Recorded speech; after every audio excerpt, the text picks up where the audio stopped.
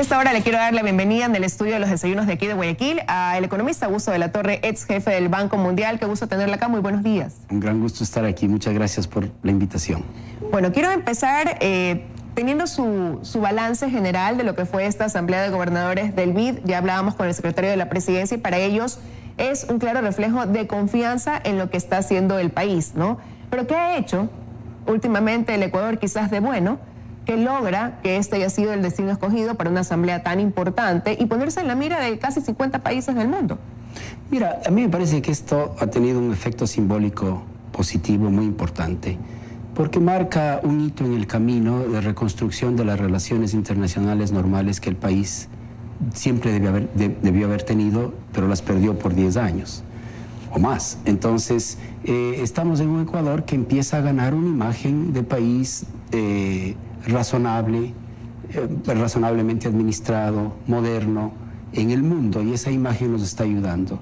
Creo que el equipo del gobierno que consiguió que el BID escoja a Guayaquil como el anfitrión de sus reuniones anuales hizo un excelente trabajo. Obviamente debieron haber muchos países que compitieron una vez que las reuniones del BID en China se cancelaron. Que el Ecuador haya atraído a esta reunión me parece excelente. Que haya sido en Guayaquil me parece aún más importante, porque el Ecuador es un país que tiene divisiones pronunciadas regionales y a veces Guayaquil no participa en los diálogos internacionales de política pública con la intensidad que sería bueno. Por eso me parece excelente que haya sido no solo en Ecuador, sino que haya sido en Guayaquil. Ahora, dentro de esta asamblea el Ecuador estuvo también como objeto de análisis y de evaluación, ¿no? Por decirlo de alguna manera. El economista jefe del Banco Interamericano de Desarrollo, Eric Parrado, hacía un análisis y él decía que de nuestro país se destaca ese adecuado manejo fiscal que se viene produciendo al interior de este gobierno y que lo que ellos ven es que lo que se está haciendo en la parte económica es tratando precisamente de ser prudentes en términos fiscales para lograr al mismo tiempo que el gasto sea sostenido en el tiempo. Cuando él habla de ser prudentes en términos fiscales, ¿cuál podría ser la lectura de esa percepción que tienen ellos casa afuera? Mira, ayer hubo un evento muy interesante en el que participó Eric Parrado y también participé yo, que tenía el título del Pacto Fiscal. Y me parece que ese es un buen término, porque la prudencia fiscal es resultado de un pacto social que necesita entendimiento, legitimidad, convicción, responsabilidad en distintos estamentos de la sociedad. El político, los gestores de la economía, el sector privado, la sociedad en general. Un pacto fiscal implica ponerse de acuerdo en ciertas cosas fundamentales. ¿Qué Estado queremos? ¿Cómo lo vamos a financiar? ¿Y cuáles son las reglas de comportamiento que vamos a usar para gestionar las finanzas públicas? Ese pacto fiscal se desfiguró en el tiempo de la bonanza, porque se convirtió en un pacto muy sencillo, en donde el gobierno gastaba todo y el sector privado producía para abastecerle la demanda al gobierno o al mercado doméstico. Y en ese pacto fiscal se perdió el sentido de responsabilidad de la administración de recursos que suben y bajan con los precios del petróleo. Y entonces no ahorramos lo suficiente, no anticipamos que la bonanza se iba a terminar y ahora necesitamos reconstruir esas reglas de gestión.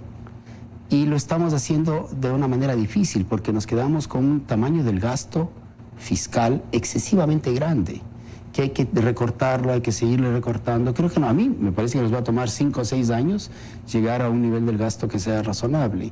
Y necesitamos, por otro lado, una estructura tributaria más moderna y un proceso de gestión de lo fiscal que esté sujeto a reglas que hagan que no nos desmandemos cuando haya bonanzas y que no tengamos que hacer ajustes tan dolorosos como lo que ahora estamos haciendo cuando se nos vayan para abajo los precios del petróleo.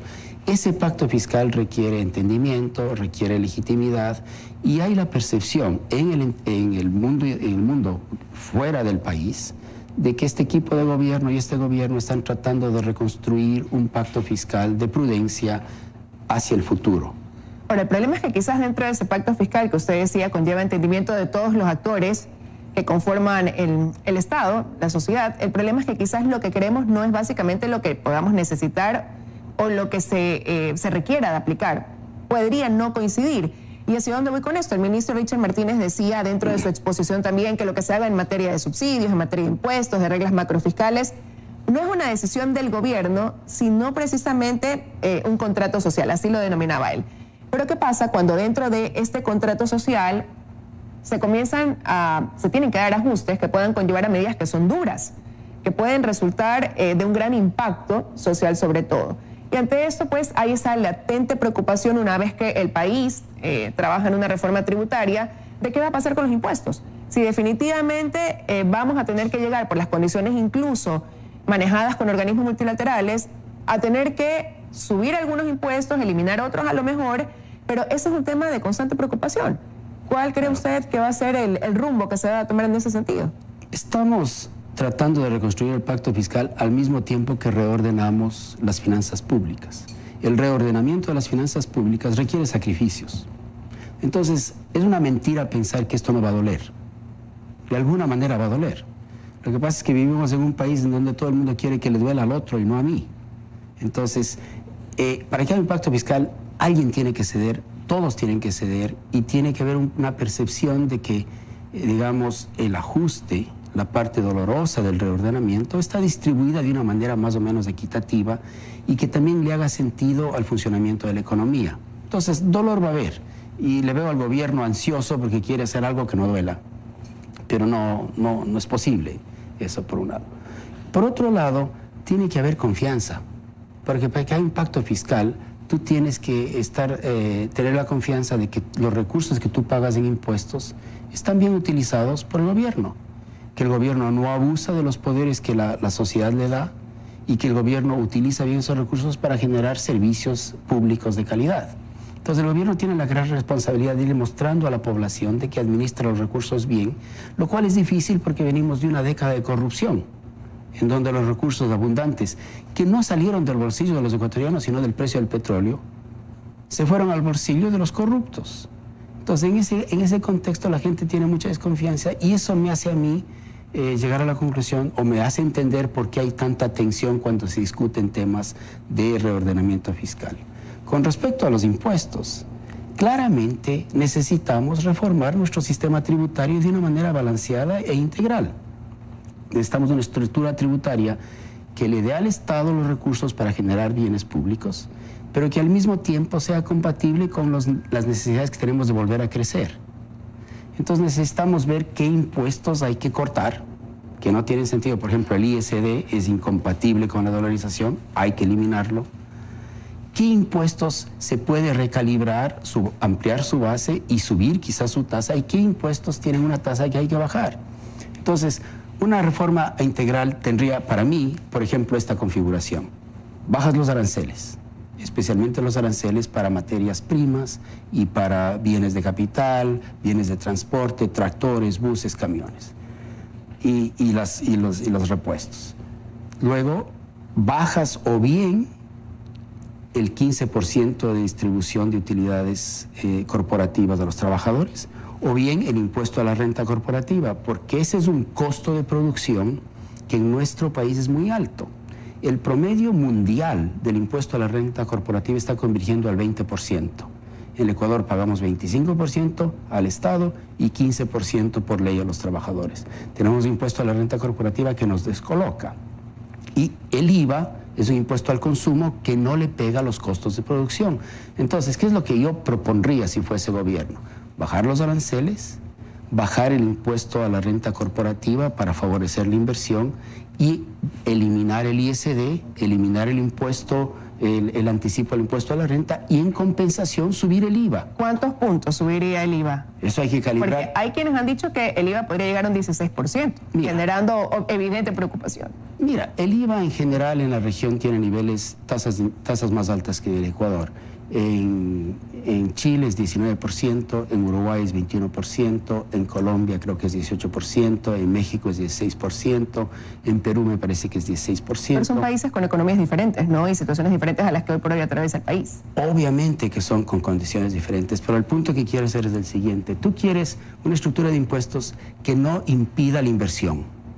Cuando un inversionista va a Chile, te pregunta cuál es el impuesto a la renta corporativa, porque ese es el que él tiene que pagar. Eso está en su estructura de costos. No te pregunta cuál es el IVA, porque el IVA es un impuesto al consumo. Es cierto que el IVA le pega al consumidor, No hay duda. Que es la mayoría de la población, Claro, ¿no? pero lo que necesitamos ahora es inversión. Si queremos crecer, el país necesita ahora la inversión. Entonces tenemos que privilegiar una estructura tributaria que favorezca el ahorro y la inversión.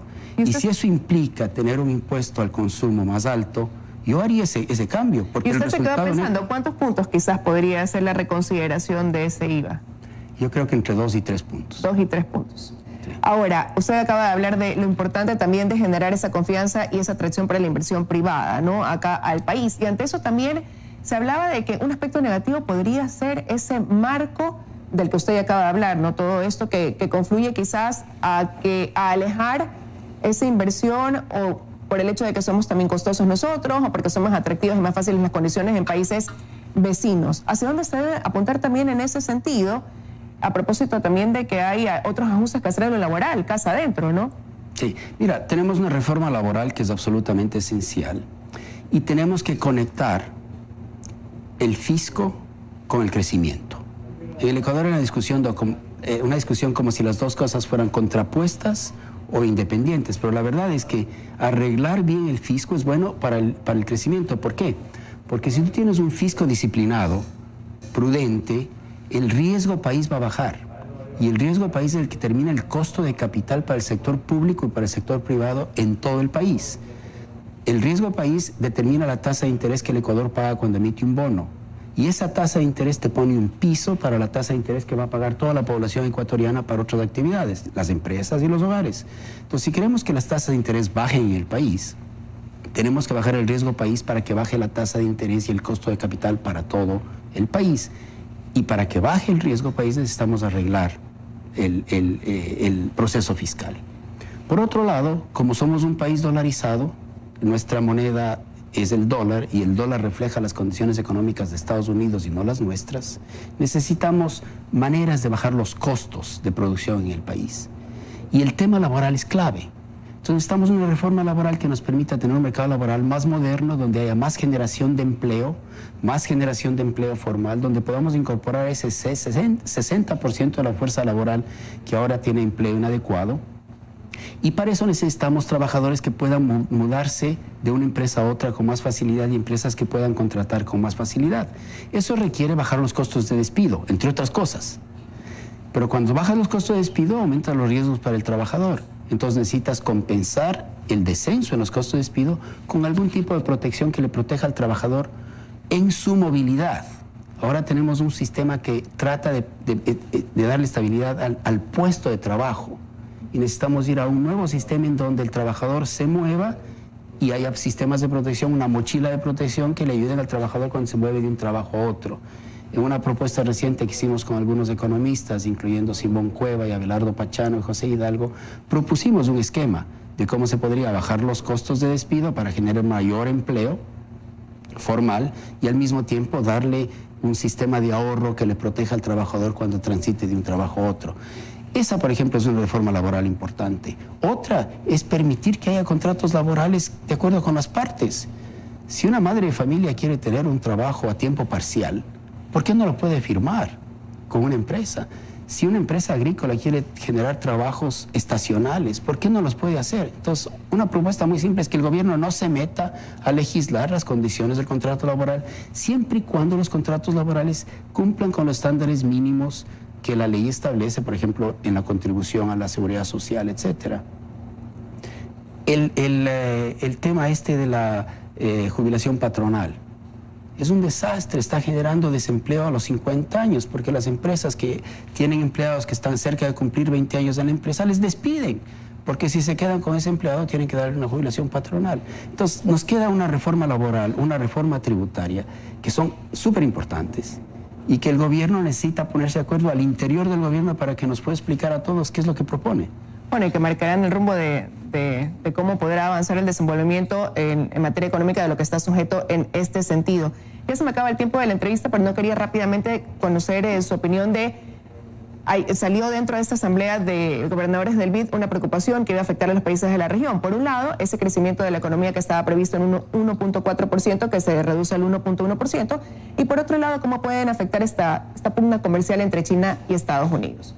¿Cómo podrían estos dos elementos también perjudicar acá al Ecuador? El crecimiento del mundo y la apertura del mundo al comercio es esencial para el crecimiento de los países emergentes. Todos los países emergentes, como el Ecuador, que han tenido éxito en su crecimiento, han sido países que se ven a sí mismos como parte del mundo y que encuentran manera de insertarse en el mundo de una manera saludable para poder desarrollar sus capacidades económicas. Si el mundo se cierra, si el gobierno de Estados Unidos inicia una guerra comercial con China, hay una retaliación por parte de China y la actividad económica mundial empieza a reducirse, que es el gran temor que los economistas ahora tenemos, que el mundo empiece a crecer más lentamente, nos va a pegar directamente. No nos vamos a dar ni siquiera cuenta, pero vamos a tener ya un problema. Si el mundo se mantiene relativamente bien, eso no garantiza que nosotros vamos a crecer. Estamos ya estancados. Y si no hacemos las reformas que tenemos que hacer, vamos a seguir estancados. De manera que a nosotros nos cuesta, por un lado, esperar y tener esperanza de que el mundo no se nos descomponga, pero hacer nuestro trabajo en casa para poder volver a crecer con capacidades nuevas, y eso requiere las reformas. Ahí está la tarea pendiente, entonces casa adentro. Quiero agradecerle su presencia esta mañana aquí en los desayunos de 24 horas. Un gusto estar acá, gracias.